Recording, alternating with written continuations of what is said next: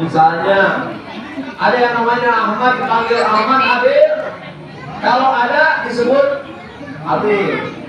Tapi kalau tidak ada disebut Ghaib. Ada yang begitu di pesantren. Ya, kalau dia ada disebut Adil, kalau tidak ada disebut Ghaib. Nah, jadi memang peristiwa Isra Mi'raj ini adalah juga urusan yang Ghaib. Ya, urusan Ghaib. Dan kita harus mengimaninya karena ini adalah ciri orang bertakwa. Orang ketika zaman dulu mendengar peristiwa Isra wal Mi'raj dulu, yang tidak iman bertambah tidak imannya. Yang beriman malah jadi angkat kaki, tidak jadi beriman, batal imannya.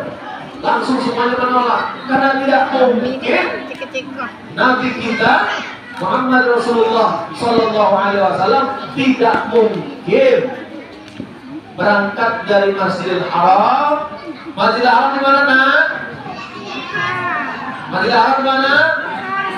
Di Makkah, Palestina belum ke Palestina belum, ya. Sekali lagi, Masjidil Haram di mana? Di Makkah. Nah, setelah itu berangkat ke Masjidil Aqsa dari Masjidil berangkatnya Nabi kita dari Masjidil Haram, ya. Sekali lagi, berangkatnya Nabi kita dari Masjidil Haram. Di mana Masjidil Haram? Di Makkah. Berangkat ke Masjidil Aqsa. Di mana Masjidil Aqsa? Ada di Palestina. Semoga Palestina Allah lindungi masyarakatnya, amin. Semoga Masjidil Aqsa kembali ke tangan kaum muslimin, amin. Ini doa-doa soleh berkah yang memberi gabul. Amin, amin, amin.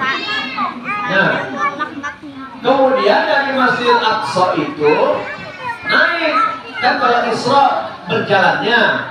Nah, kalau naiknya itu disebut Mi'raj. Naik ke mana? Naik ke tempat tidur? Bukan. Ya. Naik ke langit yang ke-7. Setelah itu di langit yang ke-7 ada kerajaan Allah disebut Sidratul Muntaha. Di Sidratul Muntaha itu ada singgasana Allah. Yang singgasana Allah itu disebut Arash.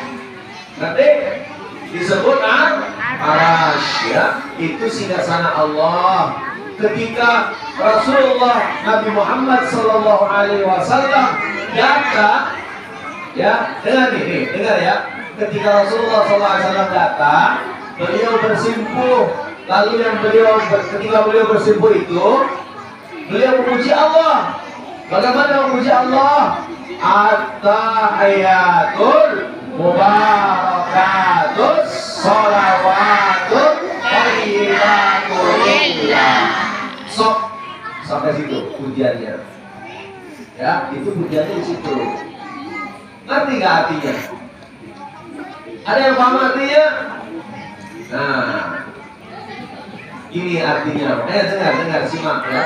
Ketika dinyatakan at-tahiyatul mubarakatus sholawatut thayyibatulillah. At-tahiyatul itu segala penghormatan, mubarakatuh itu keberkahan juga segala keberkahan, sholawatu segala kesejahteraan, thayyibatulillah segala kebaikan, semuanya milik Allah.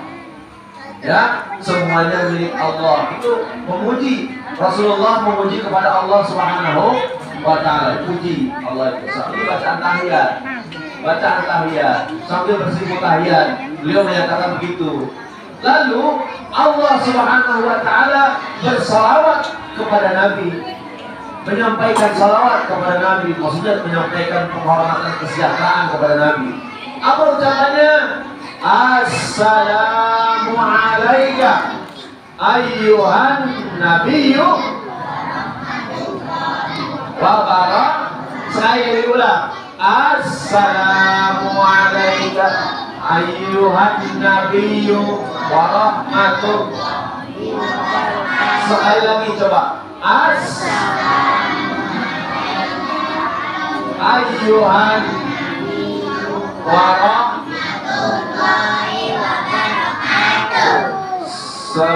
selalu kesejahteraan tercurah kepadamu wahai Nabi, dan begitu pula dengan kasih sayang Allah berikut keberkahannya.